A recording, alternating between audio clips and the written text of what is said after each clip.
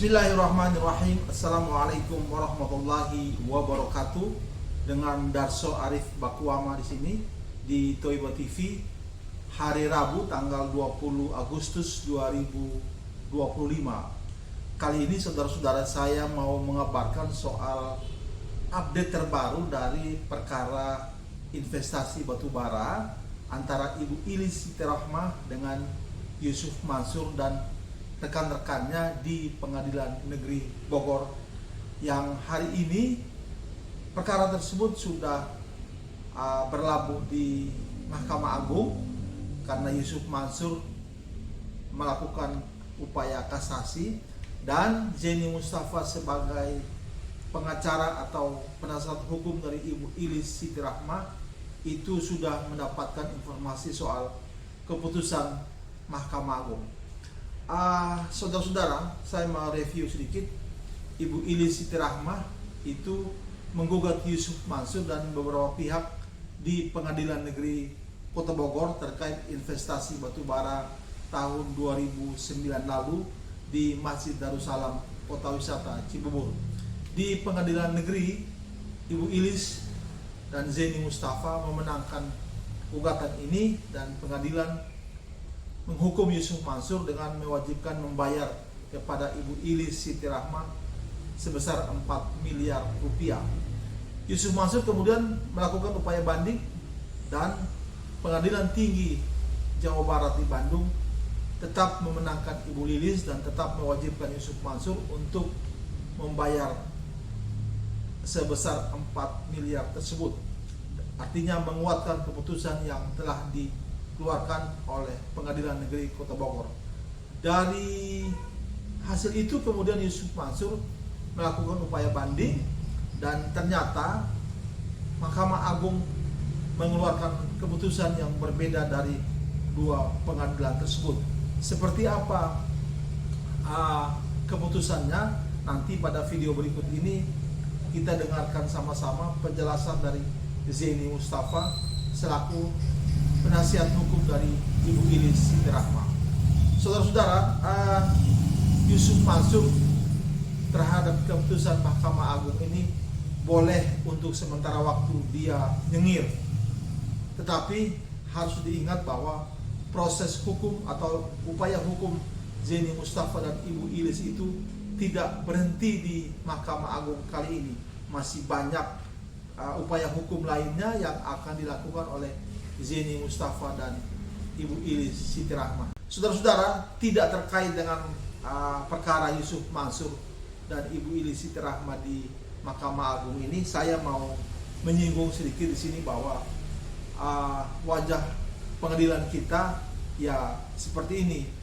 Banyak opini yang berkembang soal wajah pengadilan kita akhir-akhir ini. Kita tentu tahu dan sering membaca atau mendengar soal masalah hukum yang dialami oleh Sylvester Matutina yang hari ini ramai dibicarakan di berbagai media. Kita juga tahu bahwa Ade Armando umpamanya yang sudah menjadi tersangka tapi sampai detik ini tidak pernah diapa-apakan oleh pihak penegak hukum. Juga saya mau kasih contoh satu tentang contohnya pengadilan yang berlangsung untuk Ronald Tanur umpamanya di Surabaya. Seperti apa jalan ceritanya dan seperti apa akhirnya, kita tentu tahu dari berbagai media yang setiap hari kita membaca dan kita menyaksikan. Seperti itulah wajah pengadilan kita, bahwa banyak juga orang yang kemudian mendapatkan keadilan dari proses hukum yang objektif dari lembaga penegak hukum kita, itu benar ada. Saudara-saudara, berikut ini penjelasan Zeni Mustafa dan semoga video ini bermanfaat bagi kita semua. Sampai bertemu pada video berikutnya. Dari saya kali ini cukup sekian. Billahi taufiq wal hidayah. Wassalamualaikum warahmatullahi wabarakatuh. Assalamualaikum warahmatullahi wabarakatuh. Saya saat ini sedang berada di Pengadilan Negeri Bogor ya, dalam rangka meminta putusan kasasi terkait dengan perkara klien saya Ibu Ilis, di mana di pengadilan negeri kami dimenangkan, gugatan dikabulkan, kemudian putusan pengadilan negeri tersebut kemudian dikuatkan oleh pengadilan tinggi, di mana Yusuf Mansur dan kawan-kawan dalam perkara itu dinyatakan telah melakukan wan prestasi dan dihukum untuk membayar 4 miliar 75 juta. Kemudian Yusuf Mansur atas banding tersebut, kemudian Yusuf Mansur dan kawan-kawan ini mengajukan kasasi ke Mahkamah Agung. Kemudian lagi-lagi di kasasi Mahkamah Agung ini kemudian di NO kembali. Artinya putusan pengadilan negeri kemudian yang dikuatkan oleh pengadilan tinggi itu kemudian dianulir dengan mengatakan bahwa kewenangan untuk mengadili ini bukan pengadilan umum, pengadilan negeri Bogor atau pengadilan tinggi umum ya. Menurut mereka adalah pengadilan agama begitu. Pak, jadi berarti bukan ditolak tapi bukan ditolak. iya. Artinya Mahkamah Agung itu menerima eksepsi dari Yusuf Mansur dan kawan dari Yusuf Mansur itu, katanya ini bukan kewenangan pengadilan umum, iya. tapi kewenangan pengadilan agama begitu.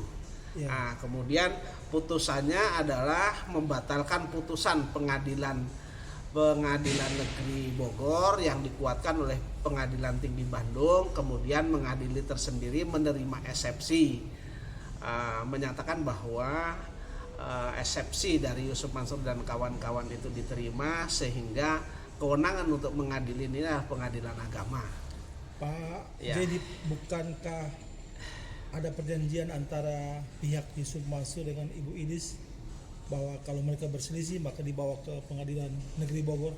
Nah, itu dalam perjanjian itu sudah dilakukan pilihan hukum. Ya. Artinya kalau terjadi perselisihan antara Bu Ilis dengan BMT Darussalam, salah satu tergugat, itu akan diselesaikan melalui Pengadilan Bogor. Ya. Namun ini diabaikan oleh Mahkamah Agung. Mahkamah Agung, artinya diabaikan oleh hakim Mahkamah Agung. Ya. Inilah yang menjadi saya heran juga ini gitu Ya, kan. ya, ya.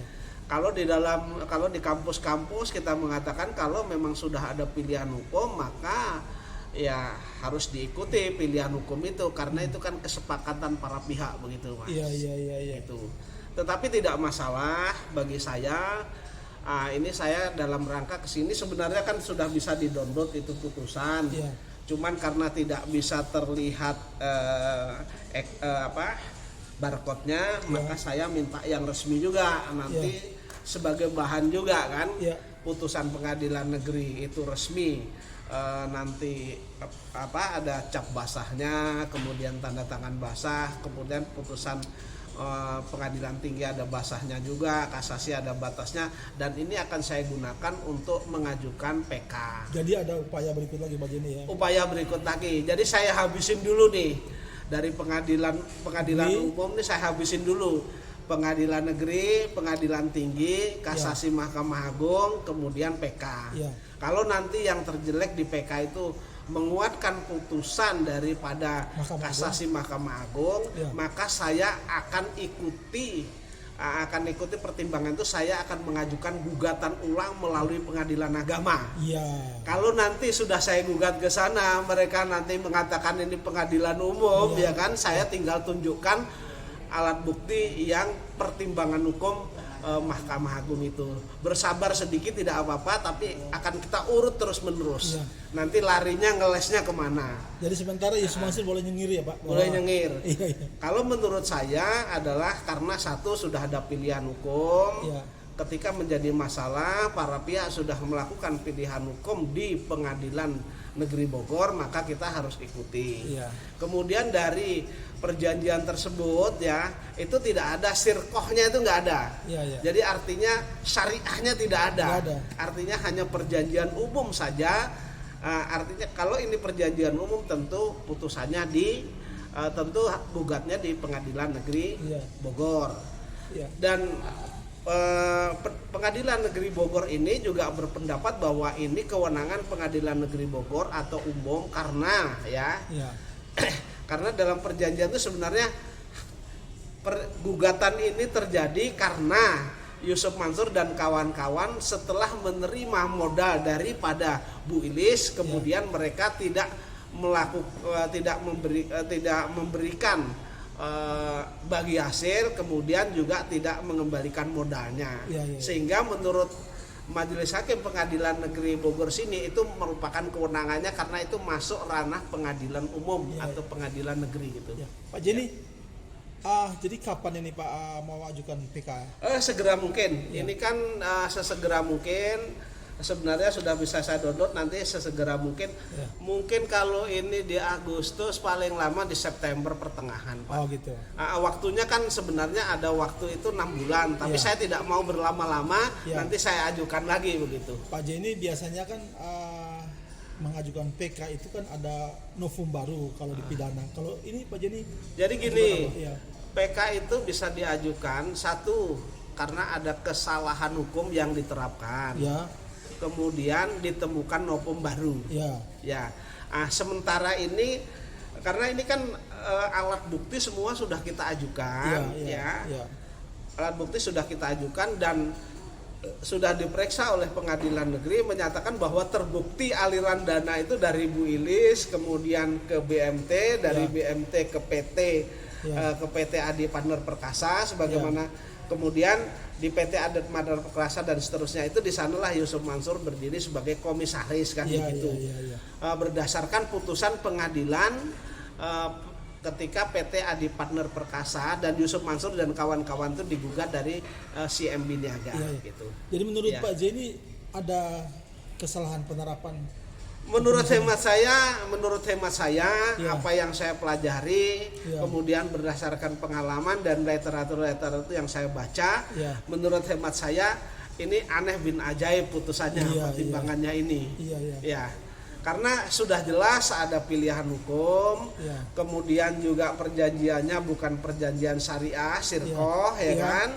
Di sana tidak menggambarkan juga adanya perjanjian sirkoh artinya perjanjian yang bergerak di bidang syariah. Kemudian salah satu tergugat yang menerima uang juga bukan lembaga badan hukum syariah, karena di sana pengurusnya tidak ada, pengurus yang ahli di bidang syariah juga tidak ada begitu.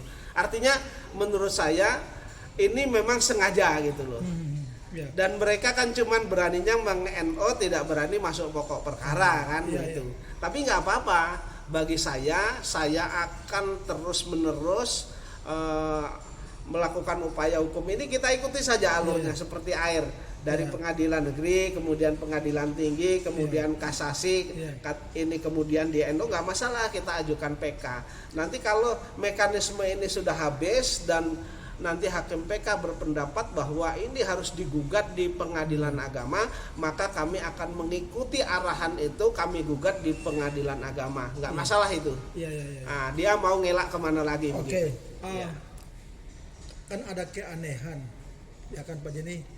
Nah, yang berikutnya selain prosedur di pengadilan, ada keanehan apa lagi yang Pak Jenny cium dari NO ini Pak? Menurut saya pertimbangan hukumnya sangat aneh begitu loh. Artinya pertimbangan hukumnya satu, mereka sudah menabrak dari perjanjian yang disepakati oleh para pihak di pengadilan negeri tersebut begitu ya. Nah, padahal di dalam hukum ketentuan kebebasan berkontrak itu adalah hak daripada perorangan, sebatas itu tidak melanggar ketentuan hukum, ya kan? Ini kan jelas nggak melanggar ketentuan hukum, gitu loh. Aneh. Jadi menurut hemat saya aneh, makanya saya semakin penasaran, ya kan? Semakin penasaran, maka saya akan mengajukan PK. Kalau nanti PK ini hakim PK nanti menguatkan putusan kasasi yang sesat ini, yang sesat menurut hemat saya, maka saya akan mengikuti arahan itu, ya kan, melalui pengadilan agama. Maka mereka akan ngeles kemana lagi? Oke. Pak Jenny, saya mau tanya, selama ini ada pengalaman beracara di pengadilan agama Pak dengan kasus yang serupa seperti ini? Sering saya. Artinya kalau toh memang sebenarnya begini, ketika ini ada suatu perkara, kemudian kan dokumen-dokumen itu akan saya telaah ya. Kemudian arahnya apakah ini termasuk wewenang pengadilan agama atau pengadilan umum, pengadilan negeri, itu kita telaah. Kalau dari dokumen-dokumen itu masuk ke pengadilan umum atau pengadilan negeri, maka kita masukkan gugatan di pengadilan negeri, kan begitu. Tetapi kalau ini misalnya ini masuk wewenang atau ranahnya pengadilan agama, maka kita masukkan ke pengadilan agama, begitu. Nah, selama ini saya alhamdulillah sebenarnya nggak pernah tersesat, artinya melakukan pilihan kompetensi relatif itu tidak pernah tersesat ya. Baru melawan Yusuf Mansur ini jadi aneh gitu loh. Dan itu berdasarkan dokumen gitu. Pak Jenny, apa pesan untuk Yusuf Mansur Pak dalam kasus? Oh nggak apa-apa, silakan Yusuf Mansur senang-senang dulu. Tapi saya tidak akan berhenti sampai di sini. Maka saya akan ajukan PK. Perkara saya kan juga masuk PK, ya kan? Kemudian perkaranya Bu Ilis juga akan segera saya masukkan PK juga. Kalau toh ini nanti hakim PK itu baik perkara saya maupun perkara Bu Ilis mengatakan bahwa ini tetap merupakan kewenangan pengadilan agama, maka akan saya ikuti, saya daftarkan di pengadilan agama dan putusan-putusan itu akan saya jadikan alat bukti bahwa putusan ini diarahkan ke sini. Jadi bertempur lagi di pengadilan. Oh, bertempur lagi. Agama ya, Pak. Bagi saya tidak masalah. Toh saya ketika saya membawa perkara ini masuk ikutin urutan ya, dari pengadilan negeri, kemudian pengadilan tinggi, kemudian kasasi Mahkamah Agung, kemudian PK, katakanlah yang terjelek nanti harus melalui pengadilan agama, bagi saya kerugiannya tidak banyak kok. Saya hanya paling bayar sekum. Sekum kan bukan Pak, sekum paling jutaan Pak, gitu. Bagi saya tidak masalah, tapi saya akan menegakkan hukum ini setegak-tegaknya. Bagi saya pantang mundur ketika saya sudah mengajukan gugatan Pak. Sampai dengan ada putusan yang berkekuatan hukum tetap, tidak ada lagi yang bisa dilakukan upaya hukum lain. Itu. Mohon dukungan juga dari para netizen mengawasi perkara ini, begitu. Dan insya Allah sebentar lagi juga akan ada perkara yang menarik, nanti kita kabarkan kalau sudah daftarkan. Pak Jenny, makasih banyak Pak Jenny. Sama-sama. Ya.